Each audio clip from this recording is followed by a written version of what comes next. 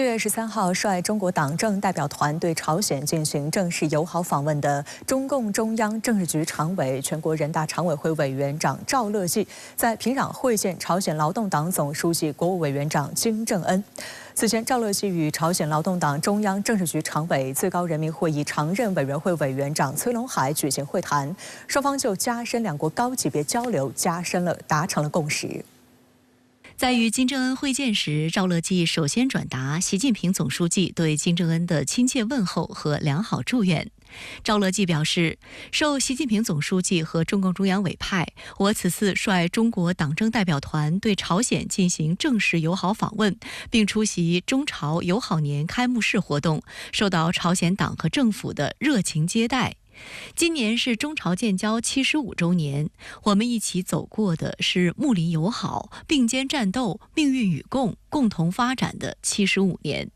新形势下，中方愿同朝方一道，按照两党两国最高领导人的崇高意志和两国人民的共同意愿，推动中朝关系取得更大发展。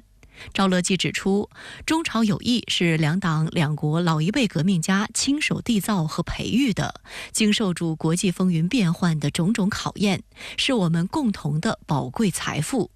中国党和政府始终从战略高度和长远角度看待中朝关系，维护好、巩固好、发展好中朝传统友好合作关系，是我们坚定不移的方针。中方愿同朝方一道，在两党两国最高领导人战略引领下，推动双边务实互利合作取得新的成果，继续相互有力支持，维护双方共同利益。中方愿同朝方密切协调配合，共同办好中朝友好年各项活动。金正恩请赵乐际转达对习近平总书记的诚挚问候和良好祝愿。金正恩表示，受习近平总书记和中共中央委派，中国党政代表团此次访问朝鲜并出席朝中友好年开幕式活动，充分体现了习近平总书记对发展朝中关系的友好情谊，有力彰显了朝中关系根基深厚、牢不可破。金正恩热烈祝贺在习近平总书记和中国共产党坚强领导下，中国社会主义事业取得的发展成就，强调朝中关系具有深厚历史传统，历经风风雨雨，世世代代传承。巩固和发展朝中传统友好合作关系是朝鲜党和政府坚定不移的方针。两国关系正按照新时代的要求，不断发展到新的更高阶段。今年是朝中建交75周年，即朝中友好年。朝方愿同中方加强各领域合作和治国理政经验交流，深化传统友谊，谱写朝中关系新篇章。我觉得两国关系的发展对于地区的和平与稳定至关重要。在当前，我们说东北亚地区出现冷战格局和阵营对抗的这样一个大背景下，我觉得中朝会共同维护地区的和平稳定。尤其我觉得两国会进一步加强战略沟通。在为期3天的对朝访问中，赵乐际还与朝鲜劳动党中央政治局常委、最高人民会议常任委员会委员长崔龙海举行会谈，就加深两国高级别交流达成了共识。双方见证签署了中朝互免外交公务签证、经典著作互译出版、海关检疫、广播电视、邮政快递等领域相关合作文件，并共同出席朝方为中国党政代表团举行的欢迎宴会。12号上午，赵乐际向中朝友谊塔敬献花篮，缅怀中国人民志愿军英烈的丰功伟绩。下午，赵乐际同崔龙海在东平壤大剧院共同出席中朝友好年开幕式，并分别致辞。13号下午，代表团离开平壤时，崔龙海到机场送行。就在5天前，中国外交部网站、朝中社都发布了中朝双方设计制作的中朝友好年纪念标识，标识整体为圆形，标识顶部圆环由中朝两国国旗组成，形成桥梁形状，象征中朝传统友好和民心相通。标识中部为红色75字样，使用中朝文标注中朝友好年。标识底部由北京天坛祈年殿和平壤凯旋门艺术画图案组成。据外交部发布的消息，中朝友好年纪念标识可用于双方商定的各项友好年活动以及协商确定的其他场合。国际舆论高度关注赵乐际访朝。新加坡联合早报称，这是5年来中朝最高层级的接触。美联社的报道提到，中朝高层除了讨论如何增进政治、经济和文化等各个领域的交流与合作，还就共同关心的地区和国际问题交换了意见。当前朝鲜半岛局势仍然紧绷，美国等国却不遗余力在联合国等场合推进对朝无理制裁。11号，联合国大会召开会议，讨论俄罗斯在3月动用否决权反对安理会通过一份涉朝决议。俄罗斯常驻联合国代表聂边贾表示，美国组建联盟对朝鲜施加前所未有的压力，让半岛局势持续恶化。中国常驻联合国副代表耿爽表示，中方始终认为制裁不能够一成不变，不应该不设置期限。对朝鲜的制裁已经给朝鲜民生局势带来严重负面影响。中国在安理会共提半岛问题决议草案的初衷，就是激活可逆条款，调整人道民生领域的对朝制裁措施，以人道问题为切入口，为增进各方的互信，推动恢复对话创造条件。朝鲜方面则批评美国称，安理会对朝鲜的制裁是美国践踏朝鲜主权、发展权、生存权的敌对政策产物。Sanction resolution of UN Security Council, a product of the heinous hostile policy of the United States that trample underfoot DPRK's sovereignty, right to development and existence. As such, they are reject of the history that should have never made its appearance in the world. 那么与此同时，在美国访问的还有日本首相岸田文雄。6天行程中，岸田不仅受邀在美国国会演讲，还与美方达成约70项防务合作协议，并将重组驻日美军司令部。双方将此形容为美日同盟的最重大升级。不过，也有日本媒体泼冷水，形容美日关系如同樱花般，只会昙花一现。最新民调显示，岸田内阁的支持率再探新低，跌至16%。4月9号至14号，岸田文雄对美国展开了为期6天的国事访问。行前，日媒高调称，此访是继2015年时任首相安倍晋三访美之后，日本首相时隔9年再次以国宾身份访问美国。美国政府确实也给予岸田极高礼遇，邀请其在国会发表演讲。岸田也成为安倍之后第2位获此殊荣的日本领导人。演讲一开始，岸田就给美国戴高帽，声称世界离不开美国的领导。The world needs the United States to continue playing this pivotal role in the affairs of nations. Yes, the leadership of the United States,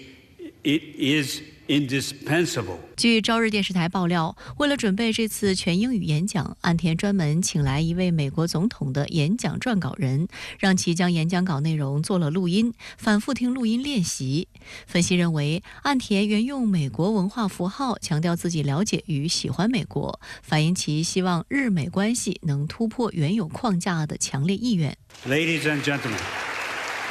as the United States' closest friend, Tomodachi, the people of Japan are with you side by side to assure the survival of liberty. 访问期间，岸田同拜登举行约2个小时的会晤，并发表联合声明，敲定大约70项防务合作协议，涵盖了共同开发导弹、载人登月、人工智能等多个领域。此外，还包括重组驻日美军司令部，这被外界解读为两国自1960年签署安保同盟条约以来最大规模一次升级。根据美日安保条约第6条的规定，美国可以在日本驻留军队。目前，驻日美军是美国海外驻军中规模最大的部队，由陆军第1军、海军第7舰队、空军第5航空队以及第3陆战远征军组成。这些兵力分布在88个军事基地中，可满足美军在战时、和平时不同方面的功能需求。驻日美军司令部是名义上驻日美军的最高指挥机构，设在东京都西部的横田空军基地。司令由美国空军第5航空队司令兼任。由于驻日美军隶属于位于夏威夷的美国印太司令部，其部队调动和部署均由后者负责，因此驻日美军司令部在监督日美联合训练和运用日美安保条约等方面受到较大限制，在未来地区冲突和战争中作用有限。美军一直希望通过对其进行重组来改变这个现状。就美军升级驻日作战指挥部，美国总统国家安全事务助理沙利文在白宫接受日本媒体专访时表示，这表明美日同盟达到前所未有的高度，两国将在安全以及关键和新兴技术方面开展更多合作。We are prepared, as Japan is, to take a step forward in enhancing our operational command in Japan and in making sure that we are integrating our operational command with Japan's, because we have to be able to work jointly in a world of dynamic threats and challenges, in a region of dynamic threats and challenges, and we're prepared to do that. 截至目前，美日官方还没有对外宣布驻日美军司令部的重组方案，但根据相关媒体公开报道，在本次重组后，美国印太司令部会将部分作战指挥权下放到驻日美军司令部。未来，除了第7舰队及驻日海军陆战队等指挥权继续归印太司令部外，其他部队的调动和使用均可由驻日美军司令部直接实施。日本共同社指，美方考虑将制定联合训练计划的功能、作战部队的有限指挥权赋予驻日美军，以便在有事时更灵活地发挥作用。第一呢，就是指挥层级的提高，以及美国对日本军事行动的指挥权的扩大，对美国来说这都是突破。第二，我们看到的一个是更加危险的倾向，就是双方在导弹方面达成协议，具体细节我们还不清楚，但是从一些新闻报道来看，美日可能共同开发，并且在日本本土部署中程导弹。分析人士指出，岸田此次高调访美，不仅要加强日美军事合作，进一步为日本军事松绑，还要与美国一道拉拢部分亚太国家搞小圈子，意在制造紧张对抗，谋取战略利益，势必破坏地区和平稳定。美日在台湾问题上的立场的日趋一致，这为东亚地区或者说为西太平洋地区的动荡提供了一个种子。未来我们将面对更多的战略风险。对中国来说，我们对西太地区出现不稳定局面要有更紧迫的这种筹备。外界注意到，就在岸田访美期间，美日韩3国于11号和12号在韩国济州岛以南的海域举行了海上联合演习。美国海军派出罗斯福号核动力航母和3艘阿利伯克级导弹驱逐舰，韩国和日本各派出1艘宙斯盾驱逐舰参加演习。据悉，参演部队进行了反潜、海上拦截演练，以阻止非法运输大规模杀伤性武器。深圳卫视注意到，美国媒体对此次演习进行了针对性炒作。美联社专门在版头位置提到，报道发自罗斯福号航母上，并声称此次联演是为应对中国在该地区所谓威胁性军事行动。作为被允许前排观看演习的几家新闻机构之一，美联社称 FA-18E 超级大黄蜂战斗机从航母的飞行甲板上起飞，甲板上还有 MH-60R 海鹰反潜直升机。然而，岸田一边倒政策在日本国内引发反弹。根据日本时事通讯社本月5号至8号所做调查显示，岸田内阁支持率比上月下滑 1.4个百分点，仅剩 16.6%。这也是执政党自由民主党2012年12月重新上台以来历届内阁支持率的最低值。支持率低于 30% 就被日本舆论称为危险水域，跌破 20% 则被视为陷入下台水域。岸田内阁支持率去年年底以来持续在 20% 以下徘徊。由于今年是美国建国250周年，岸田在访问期间还专门向美赠送250棵新樱花树。1912年，日本曾向美国送赠3000多棵樱花树，成为华盛顿特区的标志性景观之一。不过近年来，由于潮汐湖防波堤老化，部分种植于此的樱花树树根被咸水侵蚀，日方于是主动提出赠送树苗。岸田文雄到华盛顿潮汐湖出席赠树仪式时称，作为日美两国紧密联系的象征，希望樱花永远绽放。此举也遭到日本舆论的批评，认为岸田是在向美国献媚。日本广播协会的报道甚至用樱花讽刺日美关系，看似美丽，但不会永远绽放。But the road ahead for both leaders is far from certain. A recent NHK opinion poll shows the approval rate for Kishida's cabinet has dropped to 23%, down 2 points from last month, and the disapproval rate rose by 1 point to 58%. Meanwhile, Biden faces a tough re-election fight in November. People in both Japan and the US know well that cherry blossoms don't stay in bloom for long. Some may be wondering if the current state of the bilateral relationship proves to be just as fleeting.